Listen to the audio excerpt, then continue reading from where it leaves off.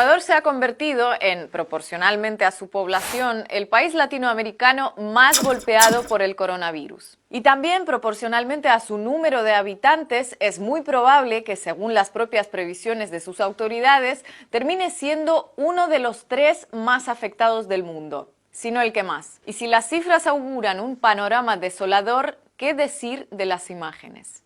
Mi hermano acaba de fallecer por un problema respiratorio y está aquí tirado fuera de la casa. Los estoy grabando. Yo pido a las autoridades, por favor, que me ayuden con el levantamiento del cadáver de mi esposo. Necesito que me ayuden. Mis padres murieron ayer a las 10 de la mañana. Por favor, miren cómo los tengo. Cuerpos envueltos en sábanas, apilados en la calle, familias desesperadas suplicando ayuda luego de haber pasado varios días al lado de los cadáveres de sus familiares bajo un calor de 30 grados. Escenas más propias de un desastre natural que superan en crudeza a las que llegan de España, Italia o Estados Unidos, donde los muertos se cuentan por miles desde hace semanas. Pero, ¿cómo se llegó a esta situación? El primer caso detectado de COVID-19 en el Ecuador se registró el 29 de febrero en una mujer que regresó a Guayaquil desde España. Su fiesta de bienvenida propició los primeros contagios y como resultado fallecieron ella y su hermana. Un mes después, la ciudad, la más poblada del Ecuador, parecía haber sufrido un terremoto o el paso de un tornado, con los hospitales y las morgues absolutamente desbordadas. La provincia de Guayas concentra hoy alrededor del 70% de los casos de enfermos de COVID-19 de todo el país. A pesar de que los datos oficiales hablan de alrededor de 200 fallecidos, la policía estima que al menos 3 centenares más fallecieron en sus hogares. Las proyecciones oficiales apuntan a que la pandemia dejará unas 3.500 víctimas mortales solo en esa provincia. Sin embargo, ante los primeros reportes de la situación, el gobierno de Lenín Moreno reaccionó negando que pasara nada grave, reduciendo las denuncias a casos puntuales y ante la abundancia de videos y pruebas de lo contrario en redes sociales, echó mano a la misma estrategia utilizada durante las protestas del año pasado. Las redes pueden también intoxicarnos en estos días. Para mí es indiscutible que en esto también hay intereses que están creados e impulsados desde el expresidente Correa. En los grupos de respaldo a Correa, en esos grupos se da la instrucción de impulsar este tipo de noticias. Esto el gobierno lo ha querido tapar de algún modo, o sea, se ha valido de recursos para ocultar la realidad.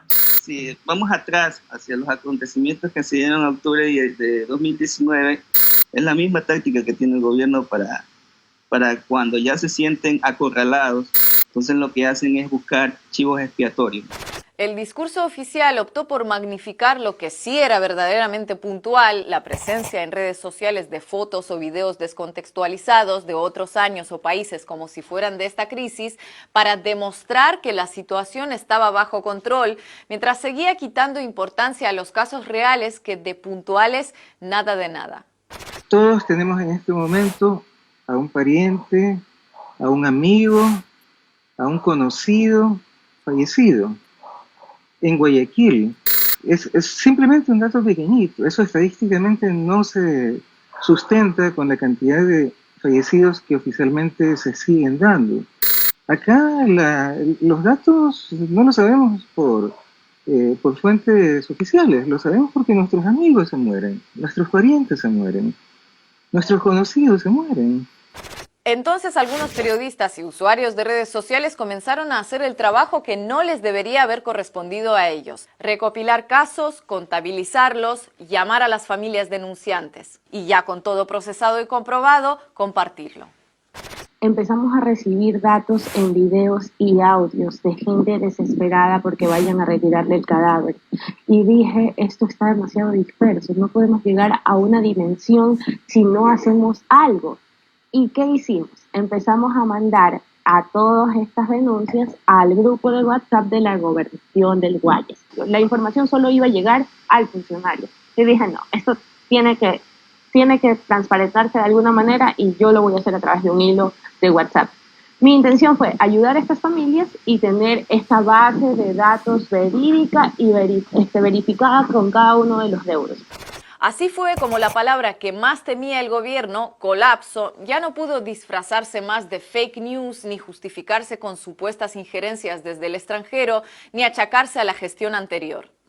Empezó a colapsar el sistema. Empezó a colapsar el sistema sanitario, empezó a colapsar el sistema mortuorio.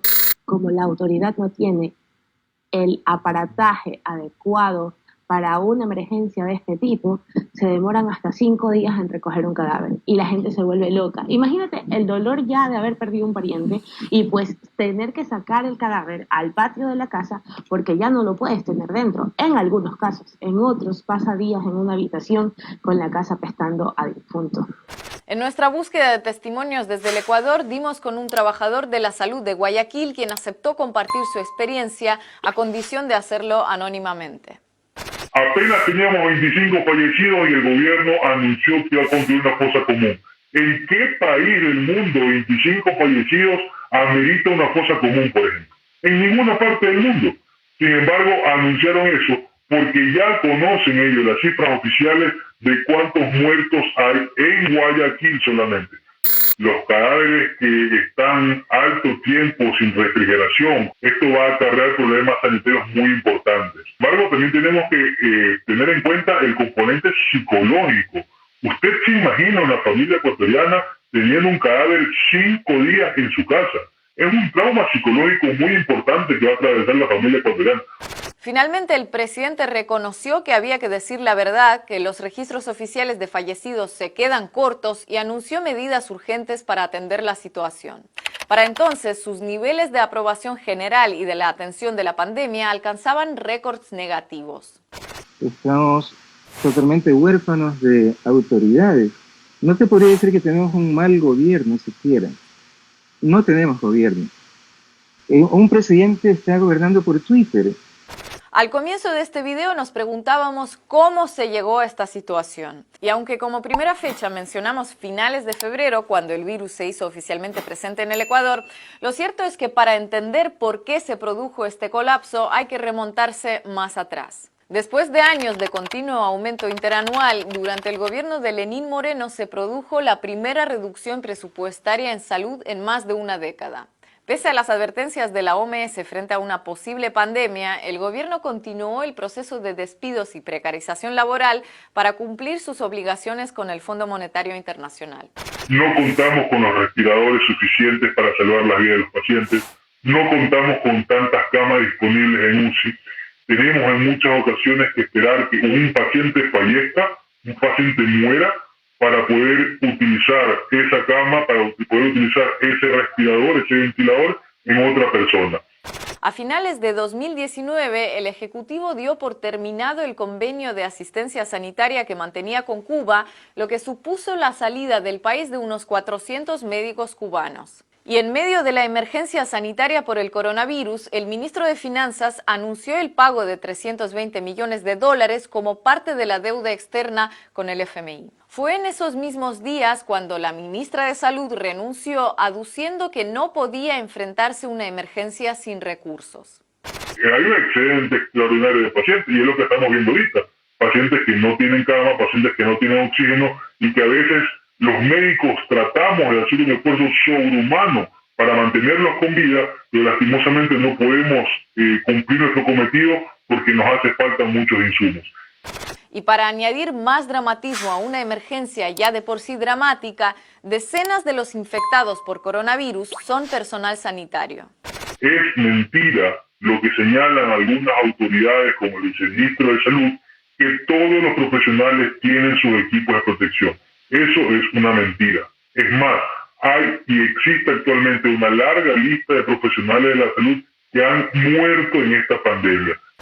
Nunca se les ocurrió, o sea, con ese discurso de reducir el tamaño del Estado, no se les ocurrió que justamente mientras estaba en eso iba a venir una pandemia que requiere recursos justamente del Estado.